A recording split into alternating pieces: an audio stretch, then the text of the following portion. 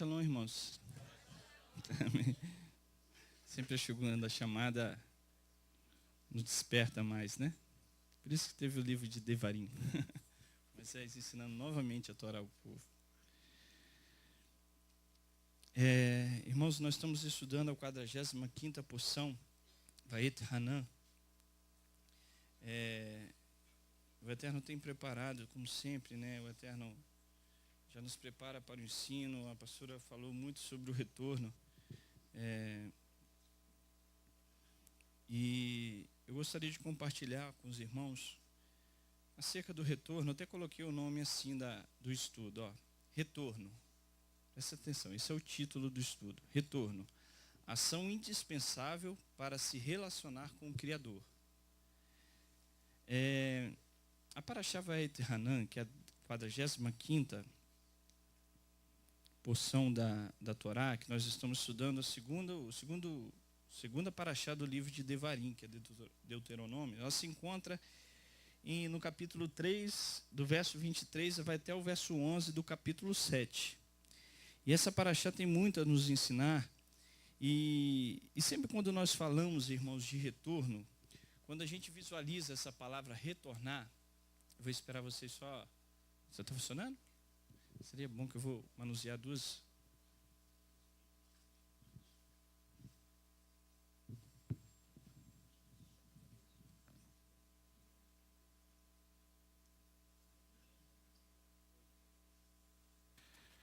Oi, agora sim.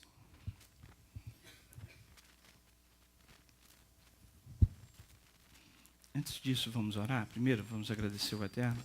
Eterno, nosso Elohim, nós te bendizemos por mais um Shabat, onde nós temos a oportunidade de estudar a Tua Palavra, que nós já compartilhamos nessa manhã e fomos abençoados pelo Senhor, pelo Teu Espírito que nos ensina a cada dia. Continuamos no mesmo desejo de aprendermos os Teus ensinamentos, as Tuas palavras, para que venhamos prosseguir, ó Pai, aquilo que o Senhor propôs para nós, que é enfrentarmos esse mundo, enfrentarmos a dificuldade, proclamando e anunciando o Teu nome.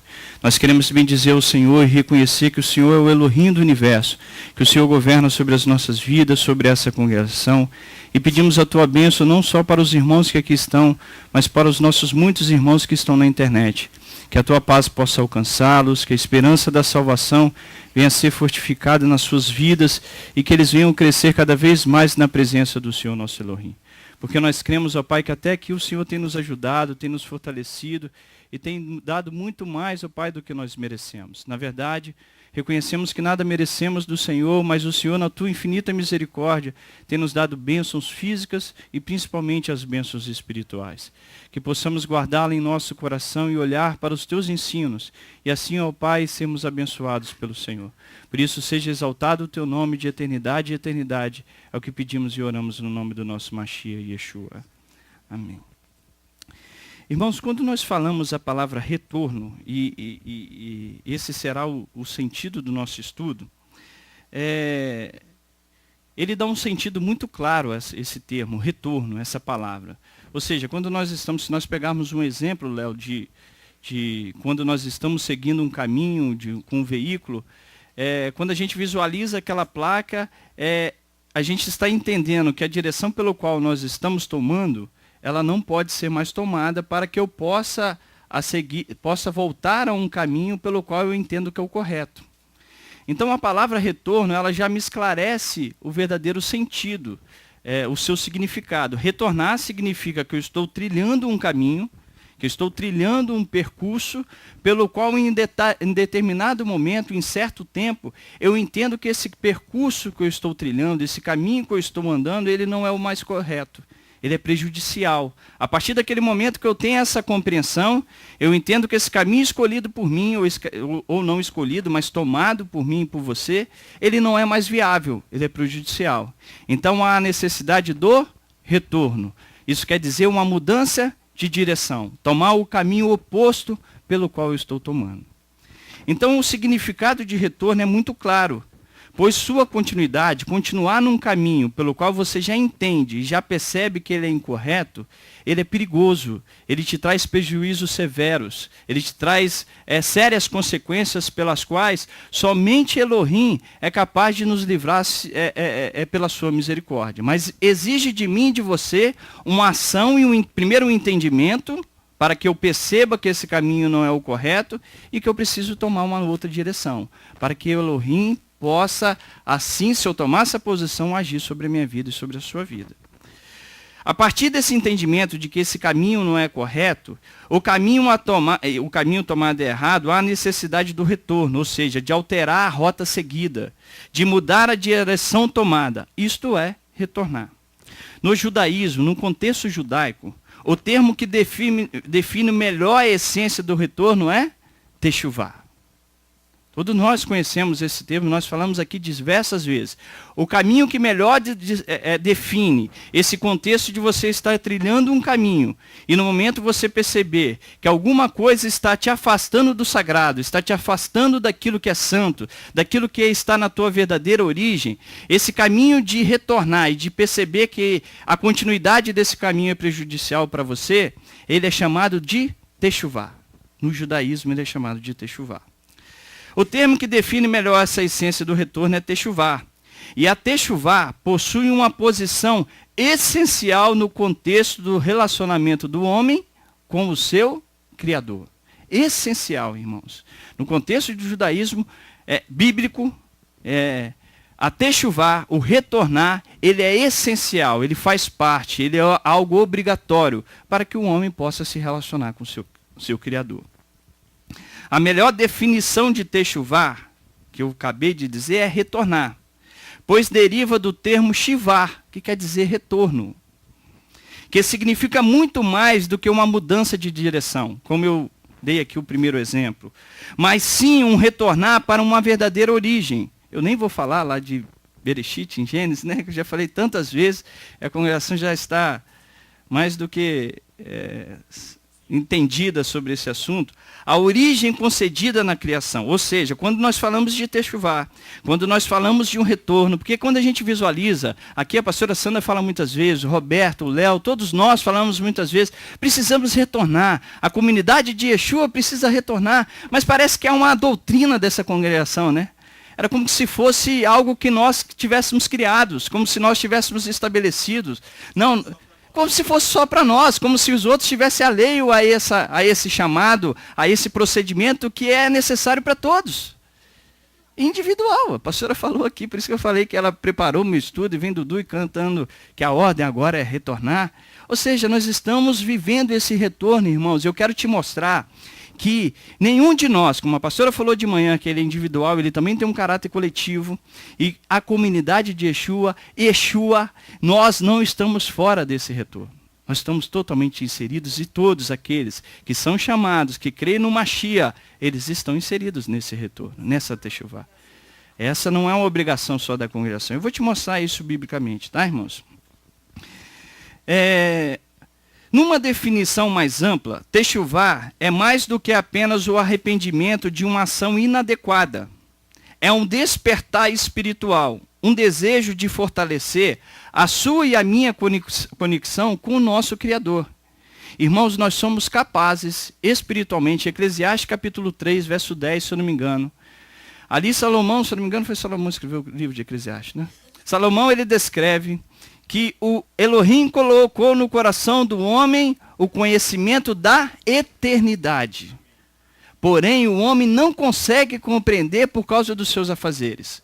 Ou seja, nós somos capazes de discernir que o nosso procedimento, ou o caminho pelo qual nós estamos andando, ele é correto ou ele não é correto. Se há necessidade daquele momento de retornar ou de não retornar.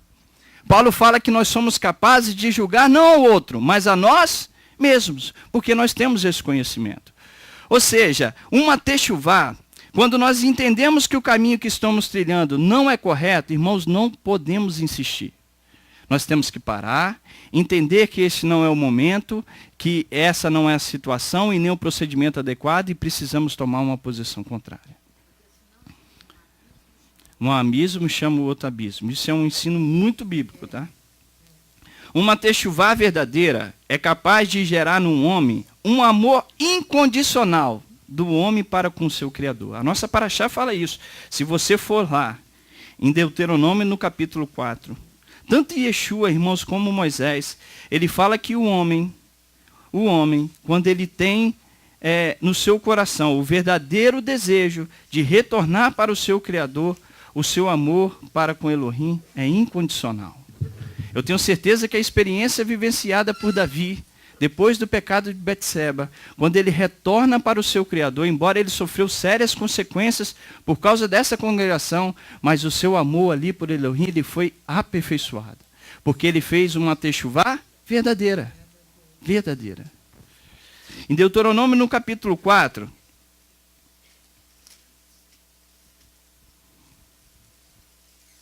irmãos, eu vou ler nessa Bíblia aqui de David Stein, né? Porque quando eu entrar aqui na Bíblia de Hadashah, eu quero um contexto mais voltado para Taná, para o Primeiro Testamento, e a nossa tradução ela é muito tendenciosa para tirar o contexto da Torá da Bíblia de Hadashah. Então eu vou procurar lê-la para que vocês também tenham a compreensão, tá bom? Eu estou com duas versões aqui da Bíblia. Deuteronômio no capítulo 4. Não que eles também seja perfeito na tradução dele, porque não é, tá, irmãos? Mas ele tira um pouco desse antissemitismo estabelecido, né? Nas tradições de hoje. Lá em Deuteronômio, no capítulo 4, no verso 23, Moisés fala assim, ó: guardai-vos de vos esquecer da aliança que o eterno vosso Elohim fez convosco, fazendo alguma imagem de escultura, figura de alguma coisa que o eterno vosso Elohim proibiu. Pois o eterno teu Elohim é fogo que consome, Elohim zeloso. Quando gerardes filhos e netos, e envelhecerdes na terra, se vos corromperdes fabricando alguma imagem de escultura, figura de alguma coisa, fazendo assim mal aos olhos do Eterno, provocando a ira, tomo hoje por testemunhas contra vós o céu e a terra, que depressa sereis exterminados da face da terra, que atravessando o Jordão ides possuir. Não prolongareis os vossos dias nela, antes sereis de todos destruídos.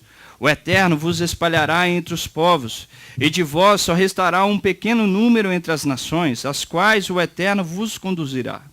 Ali servireis a deuses feitos por mãos humanas, de madeira e de pedra, que não veem nem ouvem, nem comem nem cheiram. Então, olha o verso 29. Ele fala aqui de um relacionamento profundo após uma verdadeira techuvá, após um verdadeiro retorno. Então, dali buscará o Eterno teu Elohim, e o acharás, quando o buscares de todo o teu coração e de toda a tua alma.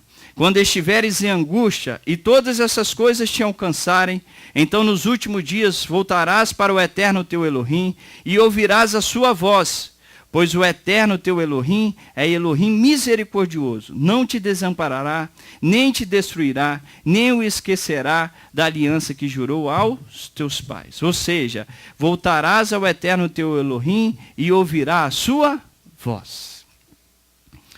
Yeshua lá no capítulo 7, vai lá comigo para você ver como Yeshua fala de uma verdadeira techuvá. Lucas capítulo 7.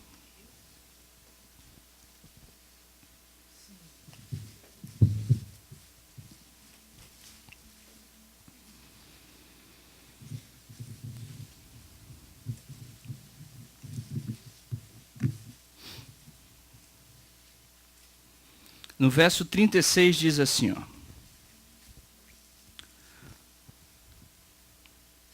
um dos fariseus convidou Yeshua, capítulo 7, verso 36. Um dos fariseus... Não? Lucas 7 é. 7, 36. É isso mesmo. Você tá, Lucas 7, versículo... Deixa eu ir lá na versão. Calma aí, irmãos. Então tá. Um dos fariseus convidou Yeshua para comer com ele, e ele foi à casa do fariseu e tomou seu lugar à mesa. Uma mulher que vivia naquela cidade, uma pecadora, sabendo que Yeshua estava comendo na casa do fariseu, levou um perfume muito caro e um frasco de alabastro. Pôs-se atrás dele, junto aos seus pés, e chorou até suas lágrimas começaram a molhar os seus pés. Então ela os enxugou com o próprio cabelo, beijou-os e derramou o perfume sobre eles. Verso 39. Quando o fariseu que convidou Yeshua percebeu o que estava acontecendo, disse a si mesmo: se este homem fosse realmente um profeta, saberia quem está tocando nele e que tipo de mulher ela é, uma pecadora. Yeshua respondeu: Shimon, que deve ser Simão, né? Tenho algo a lhe dizer. Diga, Rabi. Ele respondeu. Certo credor tinha negócio com 2 devedores. Um lhe devia 10 vezes mais do que o outro. Os 2 devedores eram incapazes de pagar a dívida. Então o credor resolveu cancelá-la. Por isso, qual deles o amará mais? Simão respondeu: o que tinha o débito maior. Yeshua lhe disse: sua análise está correta. Em seguida, virando-se para a mulher, disse a Simão: vê esta mulher? Entrei em sua casa e você não me deu água para os pés. Mas essa mulher lavou os meus pés com as suas lágrimas e o enxugou com seus cabelos. Você não me beijou, mas desde que cheguei, essa mulher não parou de beijar meus pés. Você não derramou óleo sobre a minha cabeça, mas essa mulher derramou o perfume nos meus pés. Por isso eu lhe digo que os pecados delas, e são muitos, lhe foram perdoados. Pois ela amou muito. Mas aquele a quem pouco foi perdoado, ama-se só um pouco. Yeshua está ensinando que quando uma pessoa está distante do Criador, ela está fugindo daquele verdadeiro caminho determinado lá em Gênesis no capítulo 1, quando ela retorna sinceramente, o seu amor para com o Criador, ele é incondicional, Léo. Ele é incondicional. É como se tivesse um barbante. E esse barbante, ele, no local onde ele foi rompido, por causa desse retorno, ele foi unido, ele se torna mais forte ainda. É como se tivesse uma união ali do Criador, fazendo com que essa corda, esse laço que une entre você e o Criador, fosse mais forte, mais fortalecido. É isso que Yeshua está ensinando. Quando a gente visualiza, irmãos, quando falamos de Techuvá, estamos falando de retornar para algum lugar ou para algum contexto. Se você observar comigo, eu quero que você vá lá comigo em Isaías capítulo 1. Vai lá comigo.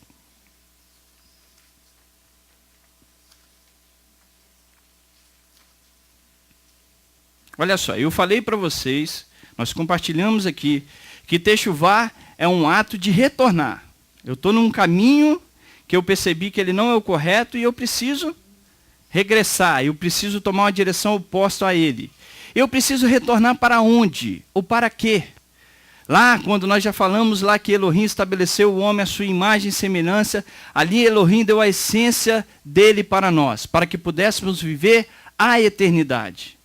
A morte, ela existiu para o homem fisicamente, e ela também foi estabelecida espiritualmente. Mas ela deu ao homem a oportunidade de viver a eternidade. E Elohim assim estabeleceu na sua essência. E nós estamos trabalhando para isso. Mas como que Elohim estabelece uma Techuvá? Como que nós podemos ter uma referência de uma verdadeira Techuvá? Para onde eu preciso retornar? Qual é o caminho de uma Techuvá? É isso que nós precisamos entender. Porque falar que precisa retornar é fácil. Agora eu preciso, qual é a minha referência para que eu venha retornar? Porque um pode falar assim, retorna, sai de determinada denominação e vem para o cristianismo. Sai do islamismo e vem para o cristianismo. Sai de outra religião e vem para outra. Eu tenho que ter uma referência na palavra para que eu entenda como retornar e aonde retornar. Se você olhar Isaías no capítulo 1, vai lá comigo. Você vai ver que Isaías ele é muito claro quando ele fala acerca de um contexto. Irmãos, e somos nós que fugimos dessa concepção. Que para um judeu, quando ele fala de Techuvá, quando fala-se de retorno, ele entende perfeitamente qual é o seu procedimento. Ele entende o que ele se afastou e para onde ele precisa retornar. Ele sabe aonde é a sua origem, o que ele precisa buscar. Mas eu estou falando dentro da nossa sociedade, ou dentro da nossa filosofia, ou aquilo que nós fomos criados, dentro dos nossos costumes. Aonde está a nossa referência? É a mesma dos nossos pais? Ou ela é diferente? Aonde que eu preciso buscar para retornar? Isaías fala de uma maneira muito clara, e é essa a minha e a sua referência. Lá em Isaías, no capítulo 1, no verso 10, ele fala assim, ó, ouvi a palavra do Eterno, vós príncipe de Sodoma, dai ouvidos à Torá do nosso Elohim, vós, o povo de Gomorra. De que me serve a multidão dos vossos sacrifícios, diz o Eterno. Ele está falando de um caminho. Já estou farto dos holocaustos de carneiros, da gordura de animais cevados. Não folgo com o sangue de bezerros, nem de cordeiros, nem de bodes. Quando vindes à minha presença, quem requereu isso das vossas mãos, que viesses pisar nos meus átrios? O Eterno está falando especificamente de um caminho tomado pela nação de Israel naquele período do profeta Isaías. Não continueis a trazer ofertas vãs. O incenso é para mim abominação. E também as luas novas, os shabates, as convocações das congregações. Não posso suportar a iniquidade, nem o ajuntamento solene. As vossas luas novas e as vossas solenidades, a minha alma as aborrece. Já me são pesadas e estão cansados de a sofrer. Pelo que quando estendeis as vossas mãos, escondo de vós os meus olhos. Sim, quando multiplicais as vossas orações, não as ouço. As vossas mãos estão cheias de sangue. Aí ele fala de um retorno. Aqui ele fala assim, vocês estão seguindo este caminho. Agora eu vou mostrar qual o caminho que tem que ser tomado. Aí ele começa a falar, o profeta Jeremias. Lavai-vos e purificai-vos. Tirai a maldade dos vossos atos diante dos meus olhos. Cessai de fazer o mal e aprendei a fazer o bem. Praticai o que é reto. Ajudai o oprimido. Fazei a justiça ao órfão. Tratai da causa das viúvas. Vinde, então arguime, diz o Eterno. Ainda que vossos pecados sejam como a escarlata, eles se tornarão branco como a neve. Ele está falando de uma verdadeira techuvá. Ainda que sejam vermelhos como o carmesim, se tornarão branco como a lã.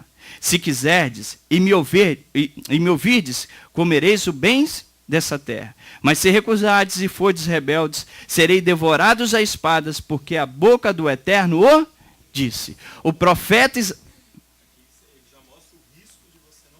não obedecer. E o intuito do profeta aqui, pastora Sandra, o intuito, Léo, é de mostrar qual o caminho deve ser seguido para o verdadeiro retorno. Praticar a justiça, exercer a justiça para com o órfão, para com a viúva, tudo aquilo que está estabelecido na Torá. Ou seja, irmãos, o contexto de retorno, guarda isso, porque você vai entender, e eu vou chegar no nosso Mashiach, onde ele é o verdadeiro retorno, onde a maior essência, o seu verdadeiro objetivo é de retornar, é de chamar as pessoas a esse retorno. Quando a gente visualiza Moisés nessa paraxá, que Moisés pede para adentrar a terra, e a pastora sabiamente fala que ele pede, ele aceita, ele é submisso. O que é mais maravilhoso em Moisés, além de ele aceitar, ele incentiva a outros a entrarem. Nós faríamos diferente, pastora Sandra. Além de reclamarmos da situação, de não ter sido aceito o nosso pedido, nós impediríamos outros de entrar. Ele não, ele toma a posição, ele aceita, ele incentiva o povo a entrar à terra. Ele estava aquilo na essência dele, porque ele esperava uma pátria celestial, ele recebeu a pátria, ele recebeu a promessa da terra, espiritualmente ele a recebeu. Teocrático, que nós aprendemos nessa manhã. Falam no microfone vocês. É isso que Yeshua fala lá em Mateus 23, né? Com os escribas e fariseus. No versículo 13 ele diz assim, mas ai de vós, escribas e fariseus hipócritas, fechais o reino dos céus aos homens, vós mesmos não entrais e nem deixai entrar os que estão entrando. Amém. Isso aí, meu tio, muito propício. Ou seja, Moisés, no momento que ele entende, no momento que ele a sua essência, o trabalho de Moisés não era baseado naquilo que ele queria ou aquilo que ele não queria. Ele entendeu que esse era o propósito do Criador. Ele não tinha vontade, ele abre mão e entra. A mesma essência está no Mashiach. Quando nós falamos no Mashiach, depois nós vamos falar isso aqui mais à frente, só existe Mashiach porque está descrito na Taná. Não existia nenhuma religião que falava que existiria um Mashiach que salvaria a humanidade, que levaria a humanidade de volta a Elohim. Só existe Brit Hadashah porque está profetizado em Jeremias. Só existe dízimo porque a Torá fala. Ou seja, o que eu quero mostrar é que só existe um retorno porque lá já está profetizado, já está descrito a forma como ele deve ser vivenciado. Um retorno fora do contexto da Torá, ele não é retorno. Ele é um retorno superficial. Aqui, Ele não é meu filho, ó, sereis devorados à espada, você acabou de Aonde? ler. Aqui, ó, em Isaías 1:20. Mas se recusardes e fordes rebeldes e não quiserem retornar, sereis devorados à espada, com os mandamentos. Porque a sereis. boca do Eterno Eterno disse. disse. Amém. Ou seja, irmãos, o contexto do retorno, ele não é baseado pela doutrina da Batista, ele não é baseado pela doutrina da congregação Rehovot, ele não é baseado pela doutrina do catolicismo, ele não é baseado na doutrina do judaísmo, ele é baseado dentro do contexto da Torá, Menos dessa justiça aí do mundo. da justiça estabelecida pelo mundo. O retorno, ele está estabelecido na palavra e não podemos fugir dele. Eu sempre digo, nós temos visto as pessoas conhecerem o verdadeiro Mashiach, mas têm aprendido do falso. Porque se eu faço a junção de Yeshua fora do contexto da Torá, não faz sentido. Por isso que eu estou falando, só existe o Mashiach porque o Taná profetizou. E se ele profetizou dentro do contexto da Torá. Por isso, Francisco, que Moisés suplica. Por isso que a Paraxá é supliquei. Eu pedi, eu supliquei. Eu supliquei. Amém. E lá no já ia falar artigo. E lá no capítulo 4, ele fala sobre isso. Primeiro, capítulo 4, verso 1. Agora, ó Israel, ouve os estatutos e os juízos que eu vos ensino. Amém. Eu vos ensino primeiro os juízos. Olha que interessante. Ele não fala aqui os juízos que eu pratiquei, não. O juízo que eu estou ensinando a vocês. Para o povo considerar aquilo que está sendo escrito. Então, Moisés suplica ali para que o povo entenda isso. Profundo de novo. Se você olhar Neemias, vai lá comigo em Neemias, no capítulo 1, tá? A pastora se chama Neemias o Restaurador. Esdra, o sacerdote, Neemias, o governador, né, o administrador. O que Neemias estava fazendo? Uma restauração, né? Um retorno.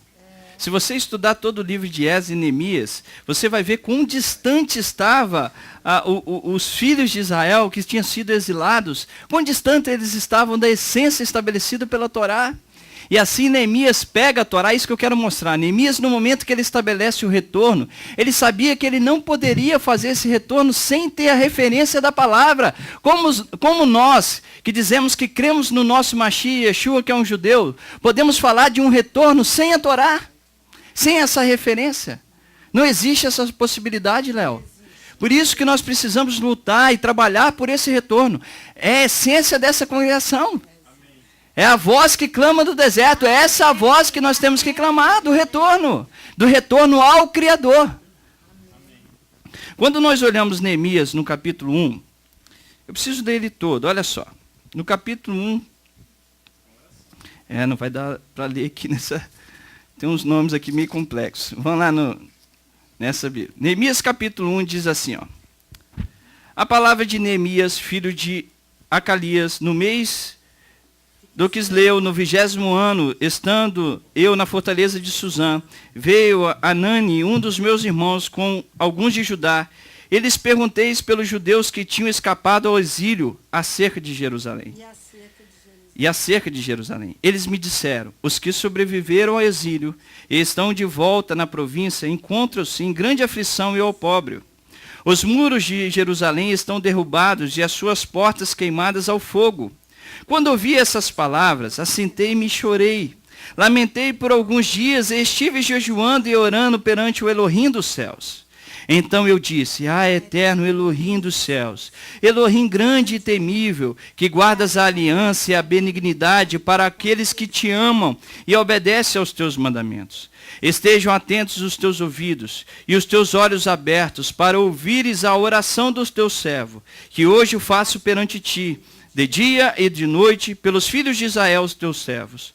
Faço confissão pelos pecados dos filhos de Israel, que temos cometido contra ti, também eu e a casa de meu pai pecamos.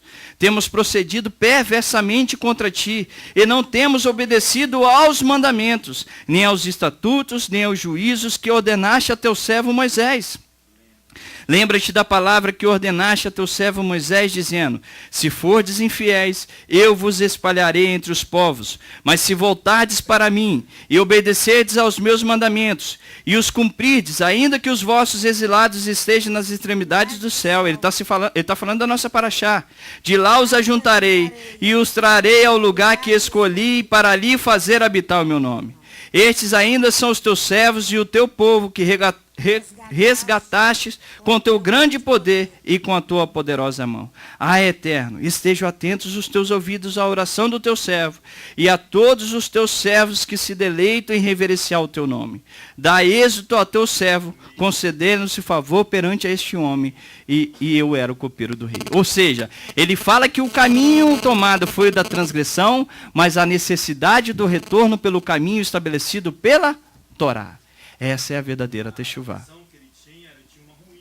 De uma ruína. Se nós olharmos ali, Léo, quer ver? Vai lá em Neemias 8. Olha o que Esdras faz para estabelecer a Torá. Olha em Esdras 8. Neemias, desculpa, irmãos. Neemias 8. É Esdras que lê. Neemias 8. Esses dois livros são um só, na realidade. É verdade. Eles estavam unidos, né? Olha no verso 2. Assim Esdras, o sacerdote, trouxe a Torá perante a congregação, tanto de homens como de mulheres, e perante todos os que podiam entender o que ouviam no primeiro dia do 7º mês. Leu nela, de frente para a praça que está diante da porta das águas, desde a alva até o meio-dia, perante os homens e mulheres e os que podiam entender. E os ouvidos de todo o povo estavam atentos ao livro da Torá. Esdras, o escriba, que também era sacerdote, estava num púlpito de madeira que tinha sido feito para este fim. Estava em pé, junto a ele, à sua direita, Matatias, Sema, Anaías, Urias, Uquias e Maazéias, e à sua esquerda, Pedaía, Misael, Melquias, Assum, Asbadana, Zacarias e Mesulão. Abriu Esdras o livro à vista de todo o povo, porque estava acima de todo o povo, e abrindo-o, ele todo o povo se pôs em pé. Esdras louvou o Eterno, o grande Elohim, e todo o povo respondeu amém, amém. Levantando as mãos, então se inclinaram e adoraram o Eterno com o rosto em terra. Os levitas Jesua, Bani, Serebias, Samim, Acube, Sabetai, Odias, Maazéias, Quelita, Azarias, Josabade, Hanã e Pelaías ensinavam a Torá ao povo, e o povo estava no seu posto. Leram o livro da Torá de Elohim, esclarecendo e explicando o sentido, de modo que o povo pudesse entender o que se lia. Então Neemias, que era o governador, e Esdras, o sacerdote e escriba, e os levitas que ensinavam o povo, disseram a todo o povo: este dia é consagrado ao Eterno vosso Elohim, pelo que não vos lamentei, nem choreis, pois todo o povo chorava ouvindo as palavras da Torá. Disse-lhe mais: ide, comei as gorduras, e bebei as doçuras, e enviai porções aos que não têm nada preparado para si. Este é o dia consagrado ao nosso Eterno. Não vos entristeçais, pois a alegria do Eterno é a nossa força. Os levitas fizeram calar todo o povo, dizendo: calai-vos, pois este dia é sagrado. Não vos entristeçais. Então todo o povo se foi a comer, a beber, a enviar porções e a celebrar com grande alegria, porque agora entendia as palavras que lhe foram comunicadas. No dia seguinte, juntaram os cabeças da família de todo o povo, os sacerdotes, os levitas, na presença de Esdras, o escriba, para atentares na palavra da Torá.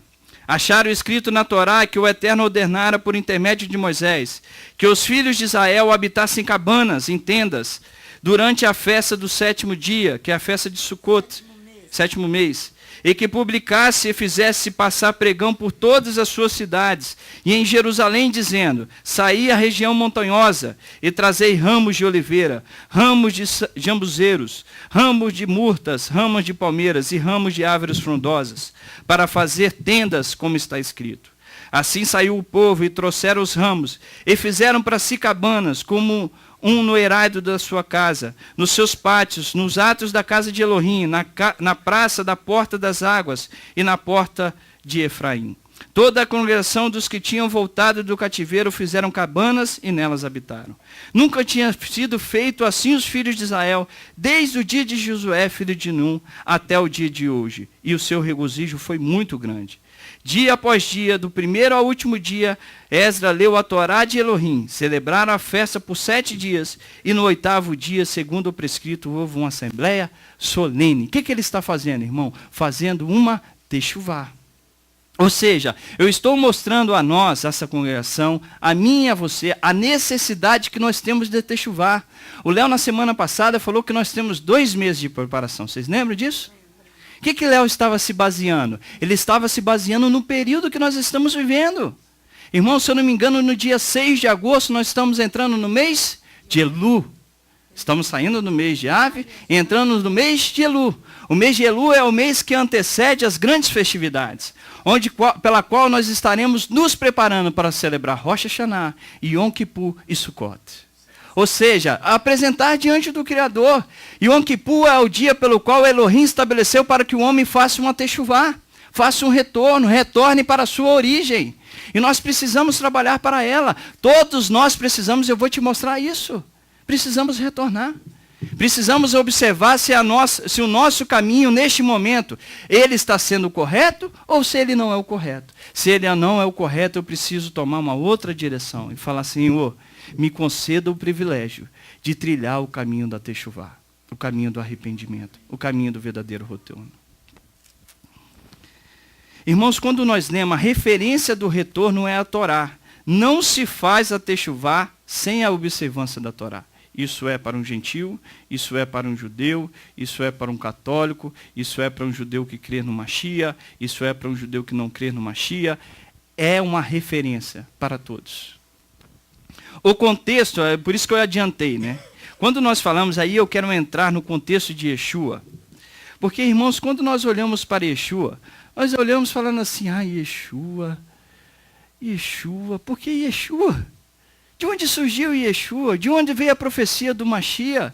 Se não foram nossos pais. Paulo fala assim, que nós devemos auxiliar os nossos pais naquilo que concerne nas coisas físicas, porque eles nos abençoaram espiritualmente. Ou seja, nós somos participantes de promessas que foram feitas aos nossos pais, os judeus. Nós só possuímos o Machia porque existe uma promessa feita lá a Abraão e a sua descendência. Nós só podemos enxergar Yeshua dentro desse contexto. Quando nós falamos da Brit Hadashah, só existe Brit Hadashah, Brit, aliança. Ou seja, nós só conseguimos visualizar Hadashah, nova aliança. Nós só conseguimos ver uma nova aliança porque está descrita em Jeremias capítulo 31, verso 31.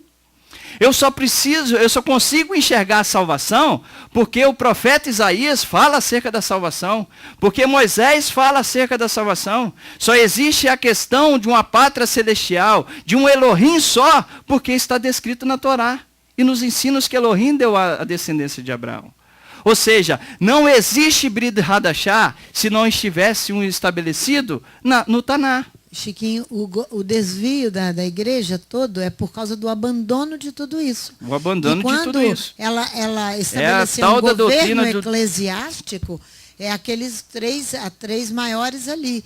Ela se desvia totalmente, porque ela tem como base apenas o Novo Testamento. Totalmente, né? Totalmente. Ela cria o próprio governo para ela. Ela cria o próprio governo, exatamente. Novos pais. Exatamente. Os pais do cristianismo não são os nossos. Não. Nossos pais são Abraão, Isaac e Jacó. Os profetas, Moisés, Yeshua HaMashiach. Quando a gente visualiza, aí que eu quero entrar, irmãos, e eu coloquei aqui, só existe o Mashiach, porque foi anunciado pelos profetas. Ou seja, todas as coisas vieram à existência pelo anúncio do Taná. Quando nós falamos Taná, é o que o cristianismo chama de Antigo Testamento. Para nós não tem nada de antigo, é muito novo e moderno para nós. Todas essas coisas vieram à existência pelo anúncio do Taná. O contexto do retorno só existe porque lá no Taná está estabelecido. Só existe o retorno porque está estabelecido. Quando nós falamos de Yeshua não é diferente, é nesse sentido que nós precisamos apresentar o nosso Mashiach. Yeshua é um judeu que amava a Torá. Quando ele olha para os seus discípulos e fala assim, não penseis que vim destruir a Torá ou os profetas. Não vim para destruí-los, mas sim para cumpri-los.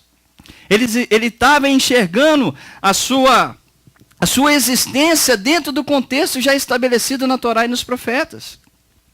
Quando ele fala lá em João, no capítulo 5, verso 39, ele fala assim, examinais as Escrituras, porque pensais nelas ter a vida eterna, porque são elas mesmas que testificam de mim. Ele sempre, como ele se apresenta o Mashiach, ele se apresenta dentro do contexto da Torá. Ele nunca fala dele próprio, ou dentro do contexto de que ele veio, fora dessa referência, mas dentro do Mashiach.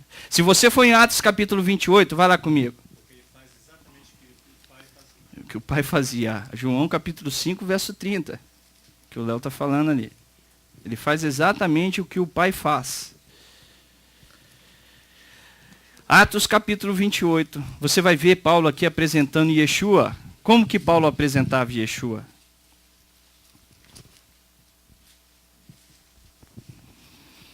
Verso 21 fala assim, ó. Atos 28, 21.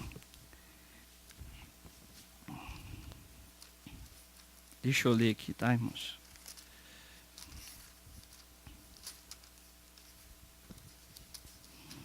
Atos 28, 21 diz assim, ó. Eles responderam, não receberemos nenhuma carta de Judá a seu respeito. E nenhum dos irmãos que vieram de lá relatou ou disse qualquer coisa de mal contra você. Entretanto, verso 22.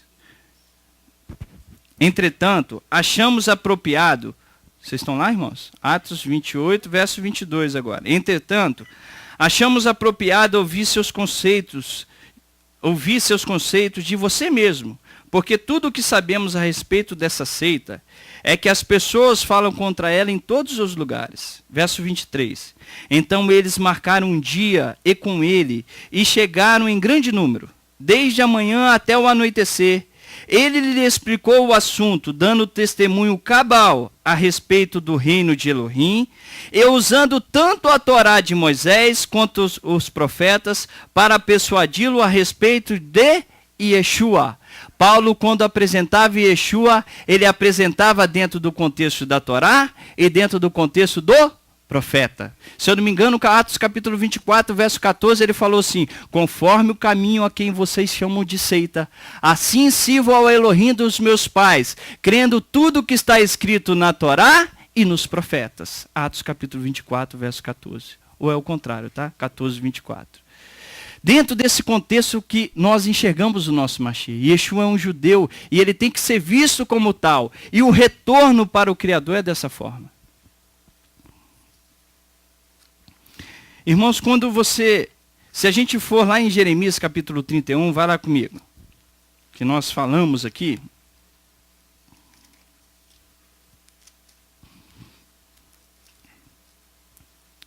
Jeremias no capítulo 31, aqui dá a origem ao nome do Segundo Testamento. É baseado nesse texto de Jeremias, no capítulo 31, verso 31, que aqui fala pela primeira vez da Brit Hadashah, né, uma nova aliança. E aqui o profeta ele está profetizando acerca do Mashiach, acerca de um retorno para o Criador. E perceba que o profeta, quando ele fala desse retorno que o Mashiach trará, ele não faz aqui, pastor, uma separação do Mashiach com a Torá. Pelo contrário, ele une ela literalmente. Olha só o verso 31. Vem dias, diz o Eterno, em que farei uma aliança nova com a casa de Israel e com a casa de Judá. Não conforme a aliança que fiz com seus pais no dia em que os tomei pela mão para os tirar da terra do Egito. Porque eles invalidaram a minha aliança, apesar de eu os haver desposado, diz o Eterno. Mas esta é a aliança que farei com a casa de Israel. Depois daquele dia, diz o Eterno, porei a minha Torá no seu interior. E a escreverei no seu coração. Eu serei o seu Elohim, e eles serão o meu povo. Não ensinará alguém mais ao seu próximo, nem alguém a seu irmão, dizendo, conheceis ao Eterno, porque todos me conhecerão, desde o menor deles até o maior, diz o Eterno. O profeta Jeremias uniu Mashiach à Torá. Com a casa de Israel. Amém, amém, Léo. Irmãos, aí que eu quero entrar, se você for comigo lá em João no capítulo 1, vai lá comigo. Não, vai em Mateus capítulo 3. Quando João, você vai ver que quando João vem para anunciar o Mashiach, Renata, a sua essência, o seu ensino é baseado no retorno. Mas retornar para quem? Nós já aprendemos que a Torá é a nossa referência, que nós temos que retornar dentro do contexto da Torá. Mas nós estamos retornando para quem? Para o nosso Criador, para aquele que criou todas as coisas, aquele que é soberano do universo, aquele a quem Yeshua tem como único Elohim sobre a face da terra. Esse é o papel do verdadeiro Mashiach. Quando os profetas profetizaram acerca do Mashiach, em Isaías capítulo 2, Isaías capítulo 61, Isaías capítulo 53, Jeremias capítulo 31 que nós lemos, Oséias capítulo 4, Zacarias, todos eles profetizaram do Mashiach, fazendo o homem retornar ao Criador, à sua essência, tendo uma vida com Elohim, uma vida una. Quando você enxerga o Mashiach dentro desse contexto, você está falando de um Mashiach judeu. Quando João enxerga Yeshua, ele olha para Yeshua e fala assim: eis o Cordeiro de Elohim que tira o pecado do mundo. Isso significa o Cordeiro que faz o homem retornar ao Criador. Quando Yeshua, vai lá para você ver em Mateus capítulo 3, o que João está proclamando e o que nós temos que continuar a proclamar. E a nossa exigência para proclamar este retorno, ele será maior e maior a cada dia que venhamos vivenciar nessa caminhada nossa. Mateus capítulo 3, verso 1 diz assim: durante aqueles dias, João, o imessor, na sua Bíblia está batismo, mas o imessor, aquele que faz o homem submergir a água, depois ao deserto de Judá, verso 1. Capítulo 3, verso 1. Começou a proclamar a mensagem: abandone os seus pecados e voltem para Elohim, porque o reino do céu está próximo. Como está na tradução de vocês? Arrependei-vos. Olha a diferença. Abandone os seus pecados, ou seja, deixe de trilhar esse caminho, toma uma outra direção. Voltem, retornem para Elohim, porque o reino do céu está próximo. Este é o homem mencionado por Isaías quando diz: a voz de alguém clama no deserto, prepare o caminho de Adonai, endireitai as veredas para ele. João estava proclamando o retorno. Retornai para Elohim. Se você observar, você vai ver que Yeshua tinha como seu principal objetivo a techuvá. Yeshua é a techuvá viva. Ele é o retorno do homem ao seu Criador. Se você olhar em Mateus capítulo 4,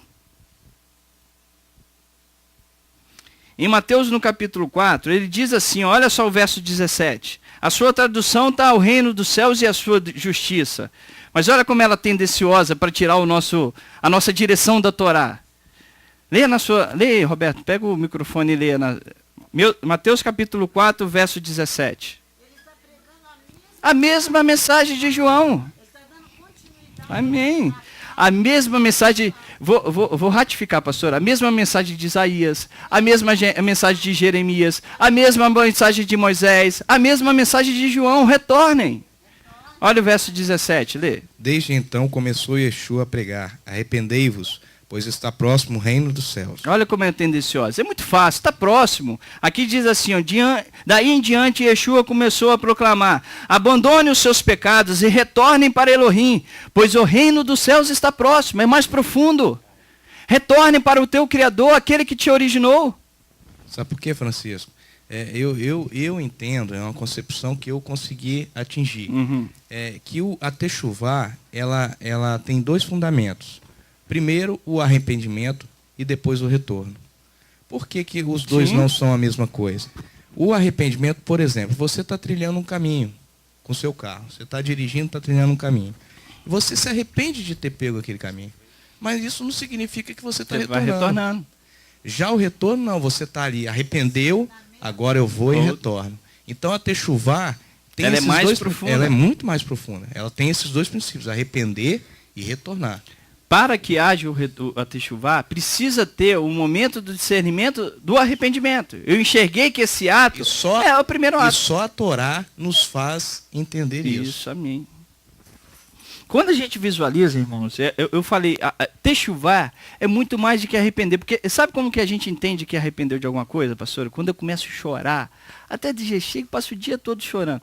Irmãos, isso é um passo, é uma lamentação, mas isso não é um carimbo, um selo dizendo que realmente você retornou. Isso é o primeiro passo para que você enxerga que a sua techuvá é verdadeira. Você só vai passar por essa techuvá e ser aprovado nela se os seus procedimentos mudarem conforme a sua concepção quer mudar.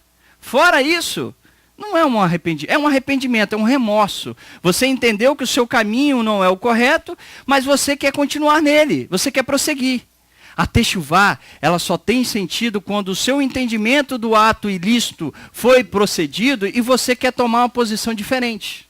Esse é o conceito do techuvá. Chiquinho, Ezequiel fala que quando eu me arrependo de verdade, eu estou aqui procurando onde está. Ele fala, nós teremos nojo de nós mesmos. Dos nossos pecados. O Eterno já prometeu isso para nós diversas vezes. Exatamente, teremos nojo de nós mesmos. Quando... 22, Ezequiel 22, olha aqui, nós teremos nojo de nós mesmos. 22 o que, Ritona?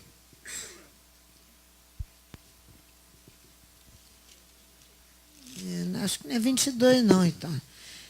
Depois a gente acha.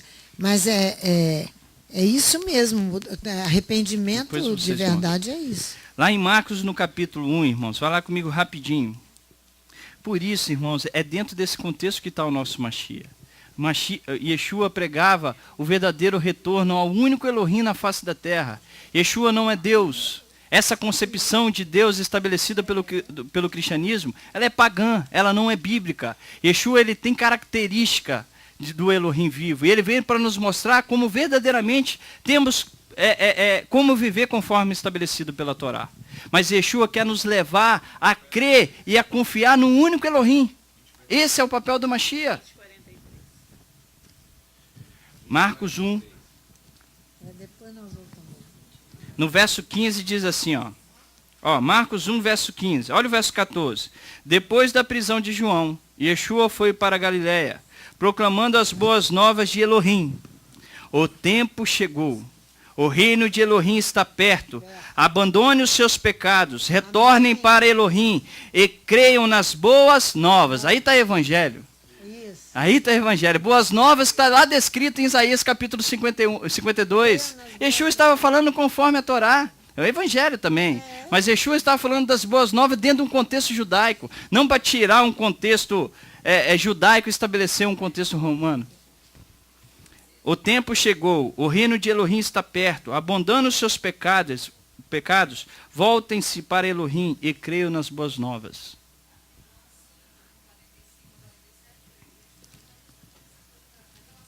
Com a Torá, amém. Lá onde diz que Moisés em quem esperais. Amém, minha irmã, certinho. Em Marcos capítulo 6...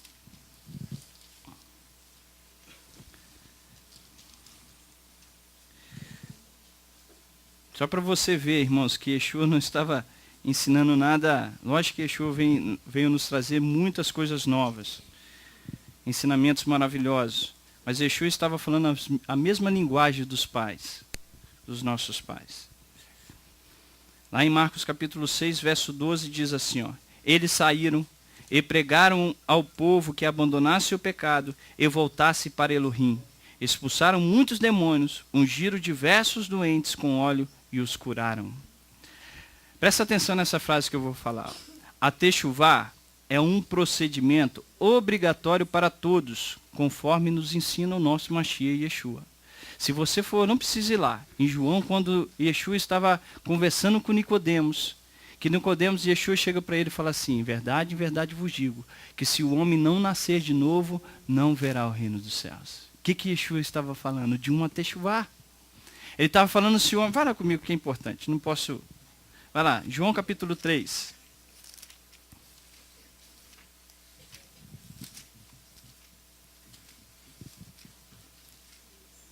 Você lembra daquela passagem em Lucas capítulo 13? Antes de nós falarmos sobre João.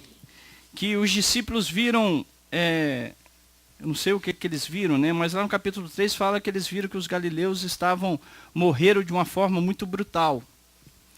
E eles julgaram que aquela morte brutal foi por causa de um pecado muito severo que esses galileus tinham praticados, né? Aí os discípulos chegam para Yeshua e falam assim, olha da forma como eles morreram. E Yeshua olha para eles e fala assim, vocês estão vendo esses galileus? Pensa que pelo fato deles terem cometido tal coisa, se os homens não alcançarem o mesmo arrependimento, a mesma techuvá, de maneira nenhuma entrará no reino dos céus. Ele estava dizendo e botando uma condicional que é necessário para que o homem tenha um relacionamento com o Criador e tenha uma esperança para a salvação, uma techuvá verdadeira. Aqui em João, no capítulo 1, no capítulo 3, ele fala a mesma coisa. No verso 1 diz assim, ó. Havia um homem entre os fariseus chamado Nicodemos, um dos líderes habitantes de Judá. Esse homem foi até Yeshua à noite e lhe disse, Rabi, sabemos que você vem da parte de Elohim como mestre, porque ninguém é capaz de fazer os milagres que você realiza a menos que Elohim esteja com ele. Isso é verdade, Yeshua lhe respondeu. Digo-lhe que a menos que uma pessoa nasce outra vez do alto, não pode ver o reino de Elohim. Nicodemos lhe disse, mas como uma pessoa adulta pode nascer? Ela precisa voltar ao ventre materno e nascer pela segunda vez? Yeshua respondeu, eu lhes digo que a menos que a pessoa nasce da água e do espírito, não pode entrar no reino de Elohim. O que nasce da carne é carne, o que nasce do espírito é espírito. Pare de se admirar, porque por eu lhe ter dito que vocês devem nascer outra vez do alto. O vento sopra para onde quer, e vocês ouvem o som, mas não sabem de onde vem nem aonde vai. Assim é com quem nasceu do Espírito. Ele estava botando uma condicional e uma necessidade que o homem precisa para retornar.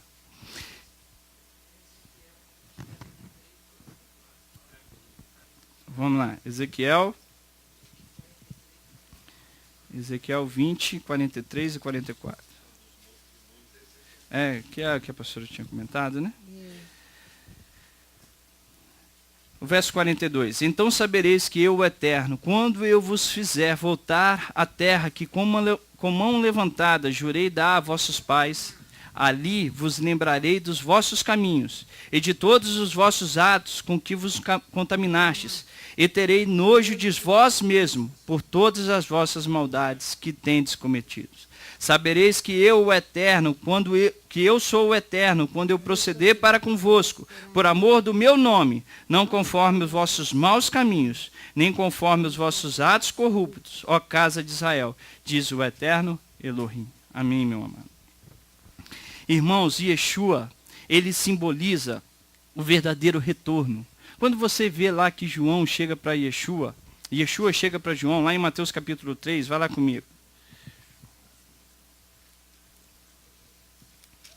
Mateus capítulo 3. Eu estou encerrando, tá?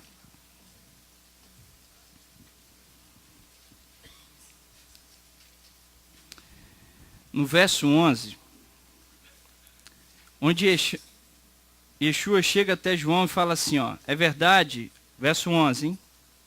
É verdade que realizo a imersão de vocês em água, para que abandonem os seus pecados e voltem para Elohim. Mas aquele que vem depois de mim é mais poderoso do que eu. Não sou digno nem de carregar suas sandálias. Ele os emergirá no Ruach HaKodesh, o Espírito Santo, e no fogo. Ele tem consigo uma pá e limpará a sua eira, juntando o seu trigo no celeiro e queimando a palha com fogo inextinguível.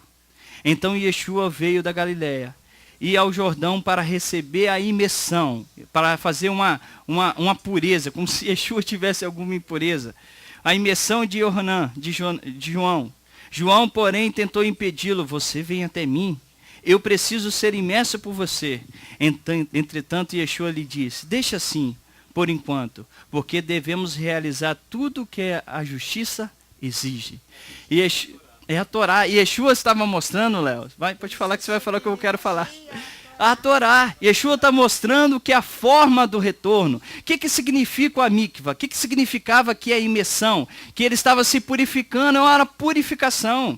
O ato do batismo, que hoje o cristianismo estabelece como se fosse uma concepção apenas de uma vez, que depois eu acho que o Eterno vai nos esclarecer isso de uma forma melhor, ele simboliza que este caminho que foi reconhecido, que o Roberto falou, e que nós estamos tomando o caminho contrário de retorno, ele significa que eu o aceitei, eu fiz adesão a ele. O batismo, a imersão significa que esse ato ele foi aceito, do abandono no pecado, e Yeshua mostra a forma assim de fazer. Ele quis cumprir o que estava estabelecido a Torá. Nós estamos retornando, o homem deve retornar. Isso que eles mostram. Ele precisava ser reconhecido, ele precisava somente através da obediência à Torá. Qual é o tempo do retorno, irmãos? Eu já enxerguei que o retorno é necessário. Qual é o tempo do retorno? Hoje, o retorno nunca pode ser para amanhã. Irmãos, o retorno nunca pode ser para amanhã. Ele sempre agora. Isso não é o Francisco que está falando, não. Isso não é o Léo, não, tá? Vai lá. É porque ontem você não tem como ir, pastora. Mas ele é sempre hoje. Ele é sempre hoje. Você não pode falar, eu vou esperar o meu marido morrer porque ele não aceita que eu retorne. Eu vou esperar o meu filho casar porque meu filho dá muito trabalho. Eu sei lá, desculpa que nós podemos inventar, né, irmão? Mas vai lá em Hebreus capítulo 3. Agora. Eu vou esperar o meu emprego, que o meu emprego me prejudica. Vou esperar ser mandado embora, né, Léo? Qual é o risco de ser mandado embora do reino, né, irmãos? Aí que é pior. Lá em Hebreus capítulo 3 diz assim, verso 12. Cuidado, irmãos, para que nenhum de vós tenha coração perverso e ao qual falta confiança, que poderia ocasionar a sua apostasia do Elohim vivo. Ao contrário, continue exortando uns aos outros todos os dias, durante o tempo que se chama hoje, de modo que nenhum de vós seja endurecido pelo engano do pecado, pois nos tornamos participantes do Mashiach, desde que de fato nos apeguemos firmemente à confiança que tivemos no princípio, até o objetivo seja alcançado. Para nós encerrarmos, vai lá em Atos capítulo 8. E Yeshua é o exemplo do retorno vivo para nós. Eu acho lindo esse texto, irmãos, e que eu acho mais engraçado, pastora Sandra, que tem uns detalhes na palavra que a gente só observa pelo Espírito. Quem foi que foi batizado? Aqui, todos conhecem essa palavra aqui, né? Atos capítulo 8.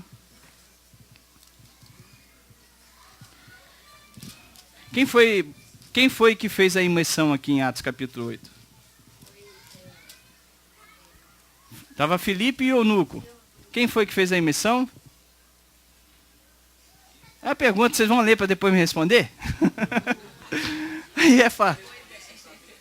Filipe foi até uma pessoa e pregou o Mashiach. Quem foi que foi batizado? Vamos dizer assim. Então vamos ver se foi o Eunuco somente. Vamos lá no verso 26. Capítulo 8. O anjo do Eterno disse a Filipe: levanta-te e vai para a região do sul, ao caminho que desce de Jerusalém para Gaza, que está deserta. Levantou-se e foi, no caminho viu um etíope, ou seja, um gentil, eunuco, alto funcionário de Decadência, rainha dos etíopes, a qual era superintendente de todos os teus tesouros, e tinha ido a Jerusalém para adorar. Já é aí um belo sinal, né? Regressava e, assentando no seu carro, lia o profeta Isaías. Disse o Espírito a Filipe: chega-te, junto a esse carro. Correndo Filipe, ouviu que lia o profeta Isaías e perguntou: entendes tu o que lês? Ele respondeu: como poderei entender se alguém não me ensinar? E rogou a Filipe que subisse e com ele se assentasse.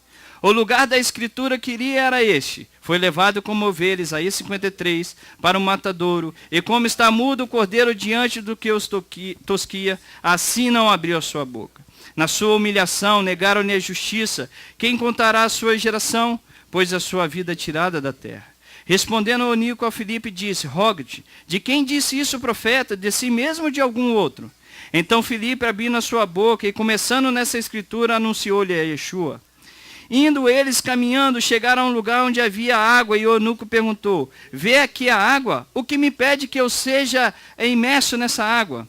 Respondeu Filipe: é lícito, se crede de todo o coração. Disse ele, creio que Yeshua HaMashiach é o filho de Elohim.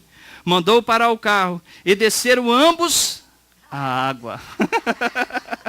Desceram ambos. Não era só porque Filipe desceu para batizá-los.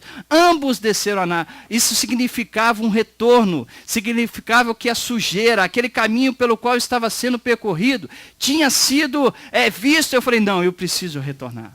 Eu preciso limpar. Esse é o simbolismo, irmãos. O retorno já havia acontecido. Já havia acontecido. Porque ele estava indo adorar em Jerusalém. O que ele está fazendo agora é um arrependimento. Amém. Era um ato. Ele estava confirmando o seu ato. Desceram ambos a água. Ambos. É dentro desse contexto, irmãos, que nós precisamos enxergar o nosso Mashiach. Ele quer nos fazer retornar ao Elohim vivo. E nós estamos num período propício para que isso ocorra. Que o Eterno nos abençoe e uma boa semana para todos.